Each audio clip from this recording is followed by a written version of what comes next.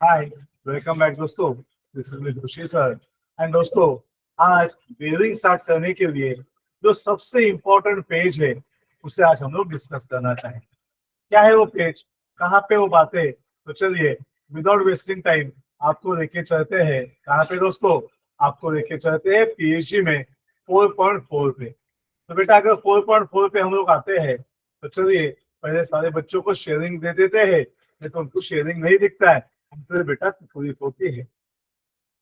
Starting the sharing, you can see emoji है and ये है एंटायर स्क्रीन।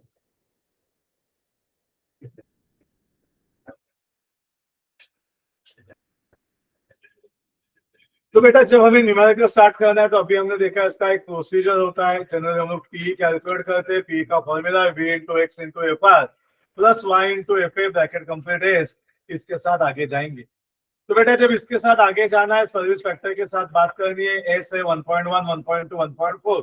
तो बेटा ये सब कैलकुलेट किधर होता है? तो आइए दोस्तों आपको सबसे पहले दिखाते हैं कैलकुलेशन करने के लिए पीएचडी को कैसे यूज करते हैं।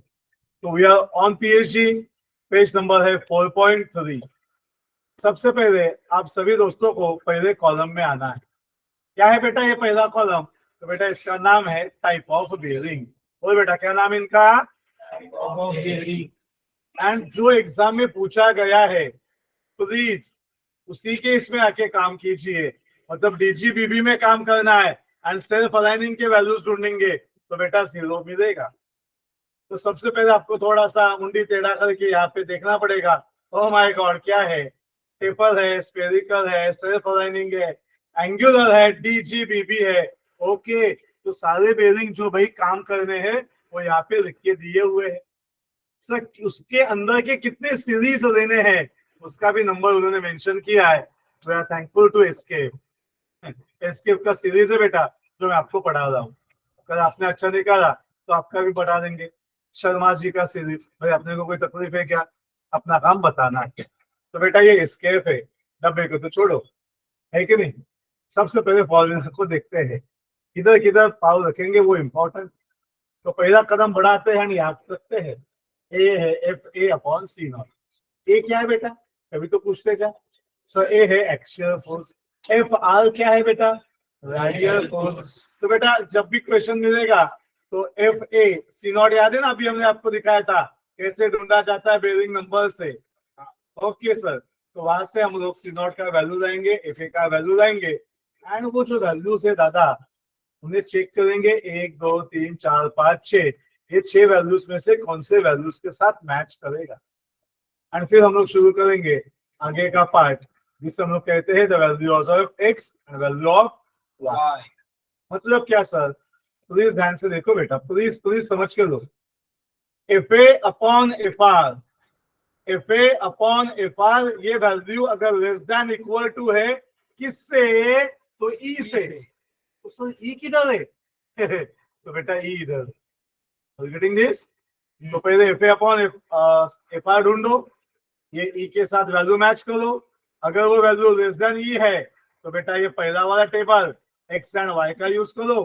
एंड अगर वो वैल्यू ई से ज्यादा है तो बेटा ये सेकंड वाला टेबल यूज करो। बात समझ में आई? बोलो हाँ या हाँ। एंड वैसे अगर कोई न्यूमेरिकल में, हाँ बहुत प्यारा है लेकिन अपना है क्या वो देखना है और किसी पे ध्यान नहीं रखना है, वयाचा दोष। सराहना तो सोडा।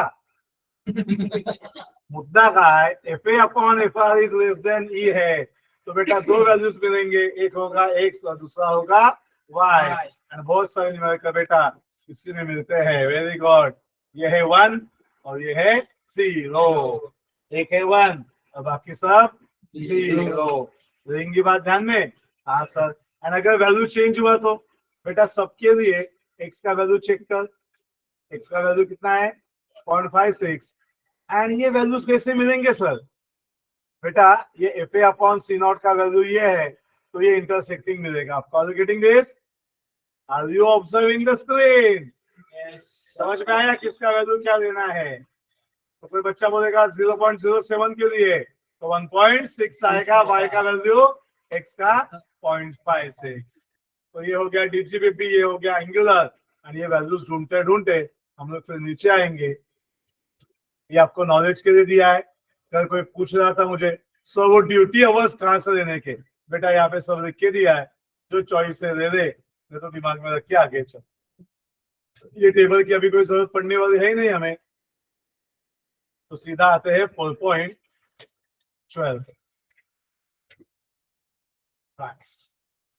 और यहाँ से वो बची हुई सारी बातें हम लोग ढूंढ के निकाल के लेके आते हैं।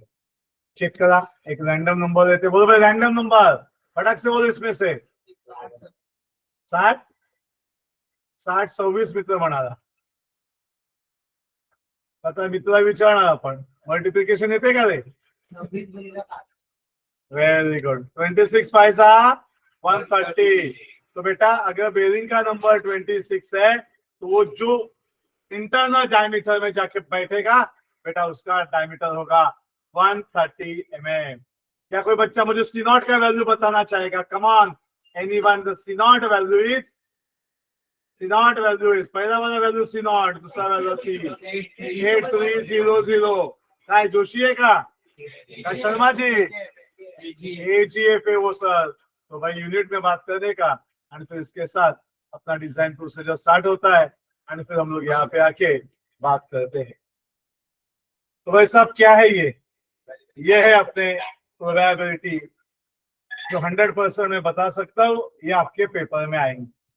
क्या बात करते हैं सर? हाँ बेटा ये 3 टाइप सर ने ढूंढ के रखे हैं, ध्यान से देखो, और ये 3 टाइप के बाहर न्यूमेरिकल नहीं जाएगा बेटा, और इसमें से 2 टाइप पेपर में आते हैं, इतना बेरिंग इंपॉर्टेंट है।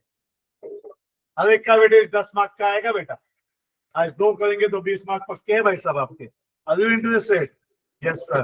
तो देखिए कंसेप्ट क्या है, मतलब चलो इसे भी रिकॉर्ड कर देते हैं, कहाँ पे अगले पार्ट में जाते हैं। तो आइए दोस्तों, coming back to Joshi sir, and अभी हमने पूरा थ्योरी कंप्लीट किया है बेरिंग का, एंड अभी बेरिंग के टाइप के न्यूमेरिकल क्या आएंगे, कैसे आइडेंटिफाई करने का। बेटा टाइम पास नहीं, 20 मार्क के बेरिंग बोला तो कितना, 20 मार्क। इसे आराम से बैठ के पूरा थ्योरी इच्छा एंड एवरी वर्ड पढ़ा रहा हूं मैं आपको, नो डिक्टेशन, सामने देखो, ऑफलाइन है तो देखो, ऑनलाइन है तो देखो, भाई देखने का काम है हमारा। लेते हैं अगले पार्ट में 4 सब टाइप्स के साथ।